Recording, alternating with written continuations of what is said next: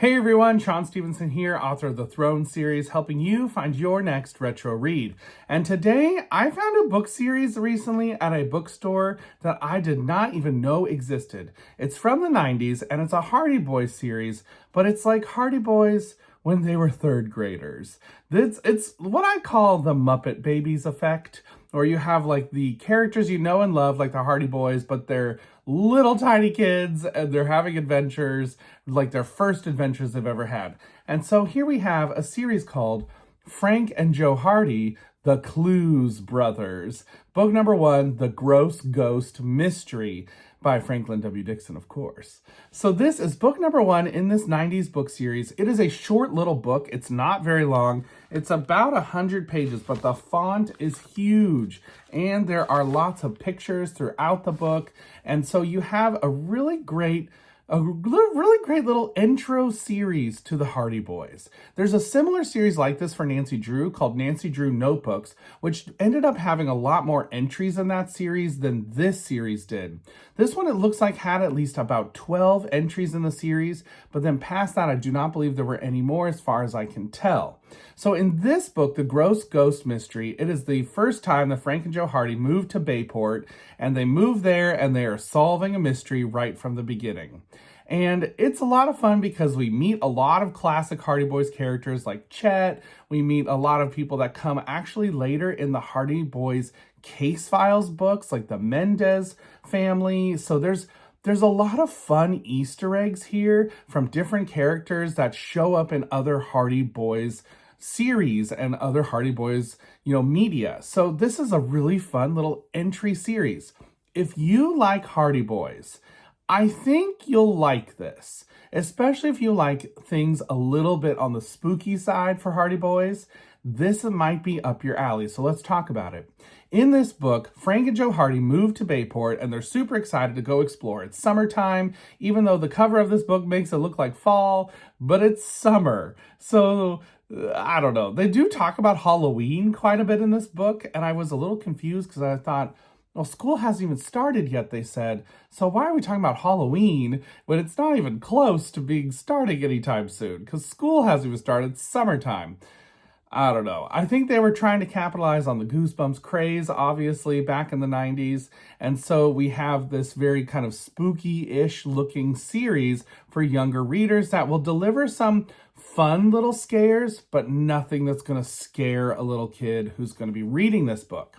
So in book number 1, Frank and Joe Hardy, like I said, moved to Bayport. They meet Chet, and they find out that Chet is coming out of what's known as this haunted manor. When they ask him why he was in there in the first place, they find out that someone has thrown his baseball glove into this haunted house that everyone says is haunted. And now Chet says he's seen a ghost. And so Frank and Joe Hardy are on the case trying to solve, is there a ghost? What has happened to Chet's baseball glove? Who threw it in there and why? And so they go on this adventure to try and solve it. I will say, this book had quite a bit of runaround moments where we're over here, now we're running back here, then we're running back here, then we're running back here, and kind of back and forth, back and forth. We do get to go into the creepy mansion, and the setting there is a lot of fun. It's all the things you want from a spooky mansion kind of setting. And I think that the author does a really good job setting that up and making it a lot of fun. Just kind of that really, really light spookiness where you basically cobwebs and creepy paintings kind of stuff, where it's never anything super scary, but it's enough to get you in the vibe and the feel of a spooky book, which I think is perfect for young kids who want to read a little bit of a scary book but not be scared. This is a great entry in a series for that. Some of the other entries in this series also have a spooky bent, but some of them don't. So it's a little bit of a mixed bag as far as the whole series goes, whether it's a spooky-ish series or not. And so obviously we have a very Scooby-Doo effect here. This is not going to be anything supernatural going on exactly. There's a logical explanation behind what's happening, and there's a mystery to solve. I will say, I thought the mystery in the end was a little underwhelming. Some of the clue finding, however, to get to that answer was fun and clever. And I thought, oh, they totally misdirected me because I was thinking this and this and this, but then it ended up being that. And it was actually right in front of me the whole time.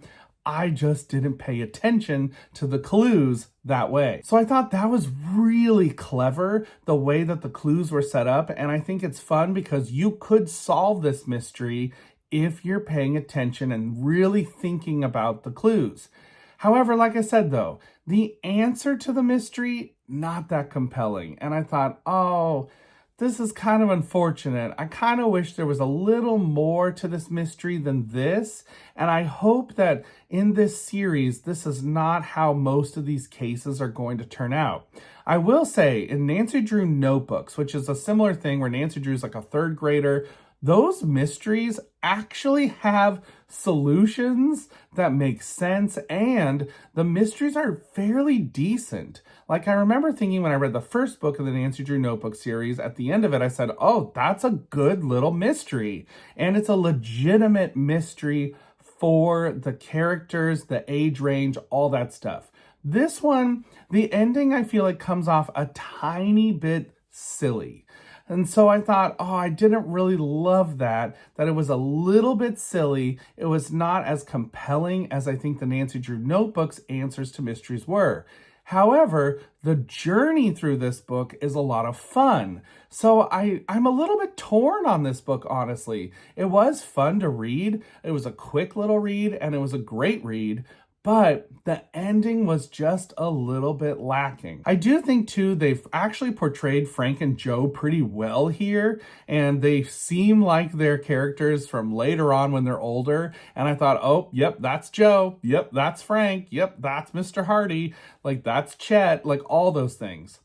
On Chet, however, we do need to talk because this book came out in the 90s, and I will say there is a lot of discussion about Chet's weight in this book, and I do think that a modern day reader reading this book, especially if you're letting kids read this, I would have a discussion with them about food and weight and all those things, because the way that this book portrays it kind of turns Chet eating into a joke and making it like, oh, he's the fat kid, and turns it into this joke that I don't think it should be. I think instead there should be a good conversation around it.